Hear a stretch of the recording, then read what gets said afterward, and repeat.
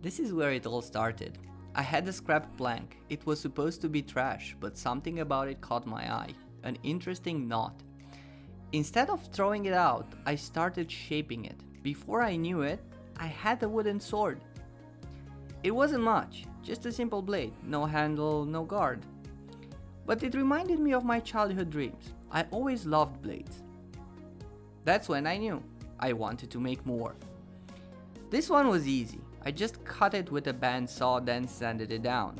The shape turned out simple but interesting, thanks to the natural knot in the wood. Back then I had no idea that this would turn into something bigger.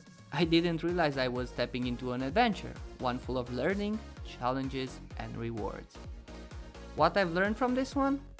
It's not about how fancy the project is, it's about enjoying the process. A friend saw my first blade and liked it. Then he showed me a dagger from Skyrim and asked, "Can you make this?" Challenge accepted. I've researched, made a template, printed it, traced it, and cut it.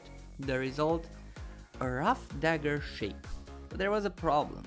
It was made from pine and I didn't really like how it felt. That's when I started exploring different woods. I found cherry planks and tried again. The second version felt so much better. At the time, even tracing a design onto a plank was difficult. I was still figuring out how to calibrate my bandsaw properly.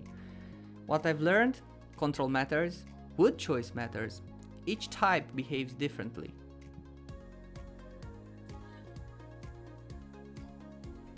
After making a few models, I felt more confident.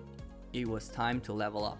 I wanted to add handles, make real grips, finish my daggers properly. So I got wood glue, bought Danish oil for a nice finish, then I researched grip materials and found something unexpected. Tennis racket overgrips. The problem, the ones that I found were colorful, which didn't really fit the look. Then I realized I could flip them inside out. That gave the grip a leather-like look and feel for that matter. You can check out the full build in the top right. What I've learned? Patience, clamping, the importance of a good grip, and how Danish oil makes wood look and last. The first video I uploaded was me freehanding a sword. No real plan, just instinct.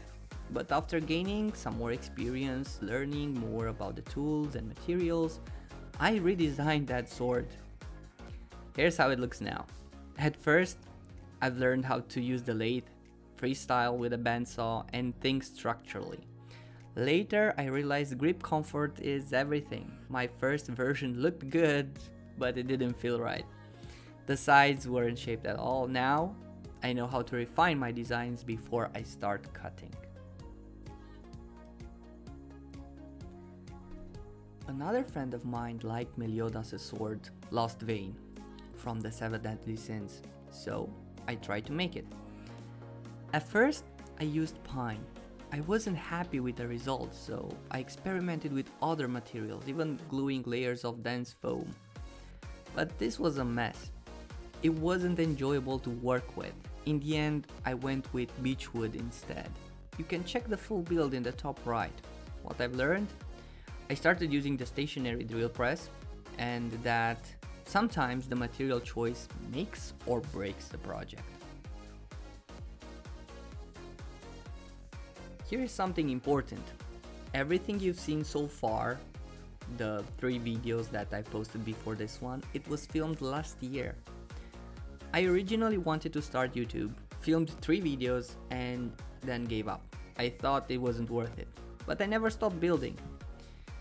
This video, it's about growth.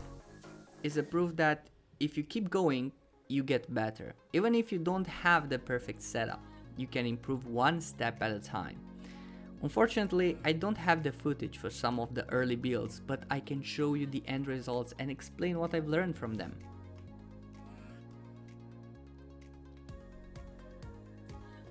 The peach tree sword. This one was made spontaneously. I used wood from a peach tree that I've cut in my own garden. For the handle, I used beech wood. The problem, I didn't let it dry properly, so it ended up bending. But even with that flaw, it's still one of the best handles I've made, super comfortable to hold. Lesson learned, the type of wood matters, but how you prepare it is just as important. Bokken, the Japanese wooden sword.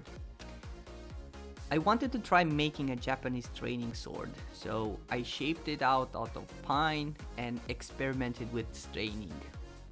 For the grip, I found a new material, outdoor furniture fabric. Surprisingly, it worked really well. Comfortable, durable, and it gave it a nice feel in the hand. Lessons learned, staining techniques and alternative grip materials can make a big difference.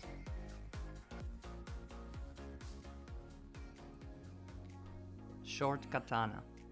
After making the Bokken, I wanted to try something smaller and more refined.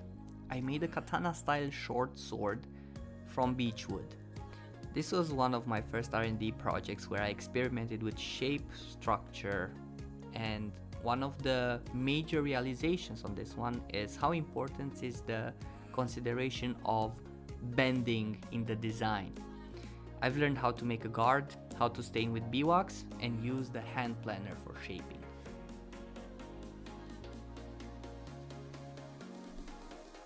The anime-inspired sword. This one was my first attempt at something more complex from an anime.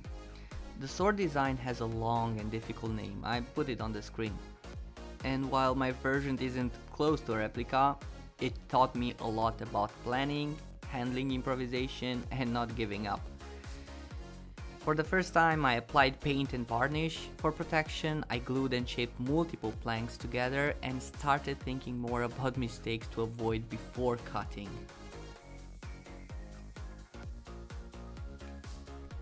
Ichigo's bankai, first attempt. Inspired by Bleach, I wanted to remake Ichigo's bankai, but in a different way. I played around with paracord wrapping for the handle and even created a custom guard from a different material. Instead of acrylic paint with a brush, I tried spray paint. It worked, but it wasn't as clean as the brush techniques. Paracord grips are great, but spray paint is tricky on the wood. Ichigo's bankai, the newer version. After gaining more experience, I wanted to redo Ichigo's bankai with his newer form, the version with the 3 spikes. This time, I used cherry wood instead of my previous material. Instead of a metal chain, I crafted one out of string, making it much more practical when storing. I focused heavily on grip comfort, I used a better wrapping technique, guard design, I improved the structure, and painting techniques refined my accessory application. This build feels better, looks better, and it's the most polished version yet. This was my take on the Night Killer dagger from SoloLeveling. I made it out of ash wood, but left the handle unfinished, only using paracord for the grip. Even in this unfinished state, it was still a valuable project for me. This was also my first time using a stationary belt sander to create the wavy effect on the blade's edge. Lessons learned, belt sanders can create smooth and professional looking edges.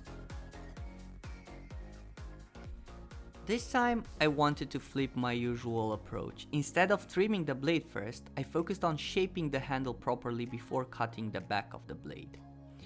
I've used a thicker wood than before, which pushed me to try more carving techniques. On this one, for the first time, I've used an angle grinder with a carving disc. I hand planed the entire blade for a smoother shape and refined my grinding techniques for better control. This was my first real step toward detailed carving. Baruka's Dagger from SoloLeveling, the first attempt. Inspired by SoloLeveling, I took on Baruka's Dagger. I made it from lime wood and used a straight grinder to carve out the lightning bolt relief into the blade. Then I added coloring and finished it with Danish oil. What I've learned from this one? Relief carving, it's a whole new skill, and finishing techniques really impact the final look. Baruka's Dagger, second attempt. After gaining more experience, I wanted to make a better version of Baruka's Dagger. This time I used beech wood and improved my overall process. The result, a cleaner, more refined version of the original. I shaped everything much more precisely and I refined my painting techniques. It still needs a few finishing touches and some accessories, but comparing to my first attempt, this one was a huge step up.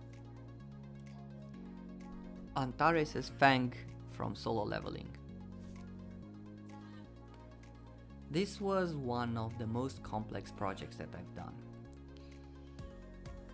This dagger required multiple connected parts, meaning I had to figure out how to attach accessories securely while keeping the whole structure stable. To make sure everything stayed in place, I had to use a combination of glue and a nail gun, and I focused on balancing design with durability. This was an interesting challenge, and I applied everything that I've learned so far to make it work. This is where I'm at now. I'm going to upload a new video each week. My goal? Better quality, more detail, smarter planning. If you have any suggestions, feedback or ideas, drop them in the comments. I appreciate every bit of support. And if you enjoyed this, like and subscribe. It really helps, and honestly, every like gives me a massive boost in motivation. See you in the next one.